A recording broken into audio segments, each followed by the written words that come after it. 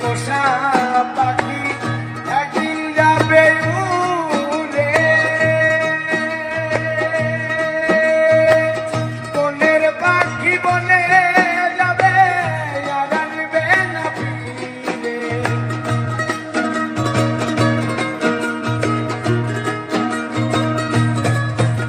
আর মাটির ঘরে